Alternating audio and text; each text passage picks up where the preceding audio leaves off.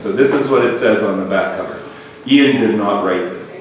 Sandy McCulloch, a descendant of Missinaibi Cree people, falls through the ice, leaving behind his wife, Liisa, and 11-year-old daughter, Allison, and in quotation marks, Joe Pete. Joe Pete's grief propels her to risk searching for her father in the same winter conditions that took him. Along with her obedient and protective cousin Simon, they embark on a journey where they will find more than they anticipated buried beneath the snow. Their journey will unlock the ancestors and spirits embedded in the present who call back to a past marked by war and kinship, by conflict and wisdom, that continue to contour their trajectory towards the future. The pages had divided into left justified and right justified columns. So the left justified are stories that are in the present of when the story takes place. And the right justified, my right, your right, is from the I've lost a word for how to describe the indigenous aspects of the story. All right. So, look, I'm just going to read the first paragraph. Two paragraphs of the prologue stories, and then read a little bit later where Joe Pete gets her nickname. So, this is how it begins. Tell me the story, the little girl says. And although she offers an encouraging smile, a deep river of sadness flows through her eyes. You know, the one about Daddy and the bread. What story? Her mother asks. She's weary and only wants rest. The memories her daughter is seeking are too cumbersome a burden for her. There's lots of stories about me, and there's a moment of hesitation because his name is on the tip of her tongue, and she must not let it slip out. Your daddy. And so she tells a different story, and her cousin Simon is there, and right away Ian has Joe Pete's mother tells the story of how Joe Pete's aunt got her nickname, and what happened with that. But I'm not going to read that to you. It's lots of fun. But I'm going to skip right to where Joe Pete gets her name. So around the table in this home, they're all in grief, and Liisa, Joe Pete's mom, has cooked some bread, some bannock, and they're about to eat it.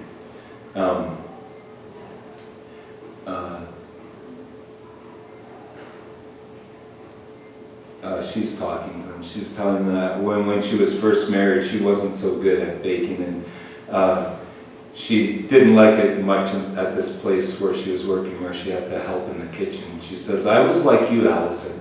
I like to be outside. There's an even more obvious emphasis on her daughter's given name. What is it? She asks herself, Liisa. With her daughter and names, she pauses to study her, trying to determine what it was that had made the name she had picked for her baby girl so unsuitable. It had come from her own childhood, her days at residential school, when she heard the older girls talking about the book the teacher sometimes read aloud to them. A book about a little girl in a strange place, and hearing the adventures retold, she had thought the girl was called Allison. Alice in Wonderland. She had found this to be a transcendently beautiful name and wished it was her own. So much better than Louisa Patukiapan. It was a disappointment to discover the girl's name was actually Alice. Joe Pete was a vexation that had become stuck like a persistent burr the summer she and Sandy, that's her dad, were employed at the Allen and Brown Limited lumber camp out on Wabush Lake. She had dressed Allison, who was not quite 3 years old then, in boys' jeans with rolled cuffs and long-sleeved cotton shirts she had sewn by hand. It was the most practical attire in the bush, and the men in camp had been charmed by the little girl's energy and tomboyish appearance. They were particularly delighted one day to watch her scamper gleefully, her hair in 2 dark bouncing braids, through a field of mostly Joe Pye weed, giggling and slapping at the tall flower heads. So it's a purple weed that's about, can get pretty tall. And it's actually quite beautiful. They started out calling her the Joe Pye Kid. And then Shorty LaFleur, who worked on the Alligator and considered himself the camp card, began calling her Joe Pete. La petite mauvaise herbe. The little bad weed. Hey, Joe Pete, he would call out, pulling a large sugar cookie from his lunch. A cookie her own mother had baked. I got something for you, Joe Pete. And soon the whole camp was calling her by this nickname. By the time Sandy returned to the lumber camp after 2 weeks in the bush on fire patrol, Louisa was on a slow boil. She resented her lovely daughter being named after an ugly weed. Her husband found her hanging sheets in the backyard and crept around. Now, you need to know that he actually has ear damage from the war. Crept around the curtain of laundry, ignorant of her uncharitable mood, to sweep her up in a tight embrace. She dodged his attempts to kiss her and pushed him off. He gave her a confused look and she mouthed the name for him. Bo Peep, he said, mystified. She pointed to Allison playing with a doll made from an old woolen sock on the rough porch of the cookhouse and tried again with an exaggerated emphasis that puckered her lips around Joe, sliding into a grimace over Pete. He still looked puzzled, so exasperated, she tried yelling it into his face. Joe Pete! It didn't help. And he's really deaf. Temper mounting, she was rising up on tiptoe to scream even more loudly, directed into his ear, when she noticed some of the other workmen hanging about after supper, watching them with bemused interest and elbowing each other. So, instead, seething with frustration, she grabbed him by the arm and led him across the rough yard to the wide dirt path worn from the bunkhouse to the cookhouse, and snatching up a stick, she squatted and wrote in the earth, Joe Pete, and as patiently as she could, made him to understand that this was what the idiot lumberjacks were calling their daughter. Then she regarded him expectantly, hoping for some enlightenment on what could be done about this irritating appellation.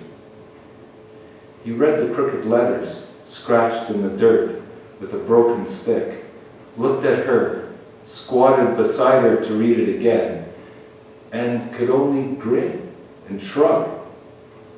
She stood, throwing down the twig, and then stomped her feet in exasperation so he could feel the vibrations of her intense displeasure.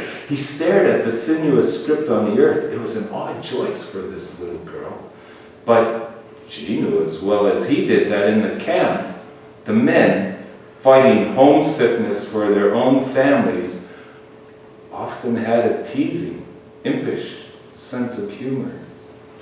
Shorty LaFleur was the worst for this, and if he suspected he had got under your skin, he became relentless. Sandy recognized genuine affection in it, and felt it celebrated his little daughter's tomboyish spirit. Anyway, a name, especially a nickname, was something that claimed you. It had its own logic, and there wasn't much that could be done. This, of course, was precisely what Louisa feared: the power a name might have over your life. She knew he was puzzled over why he was being held responsible. But this only added to her pique, and she kicked her foot into the scrawled name, sending dirt flying in all directions. Despite Louisa's intense dislike for the appellation, it seemed to be waiting for her daughter when they arrived back in town. And to her chagrin, Joe Pete soon became almost universally adopted. The only exceptions were Louisa, who bristled every time she heard it. Anyone in her presence. I turned that off. Again, I don't think you did. I am very sorry. I don't know how to operate these things. And I was like really literally half a sentence from the end. The only exceptions were Louisa, who bristled every time she heard it, anyone in her presence, and the teachers at school once Allison grew old enough to attend. All right. Very good. Nice job, Jim. Nice job.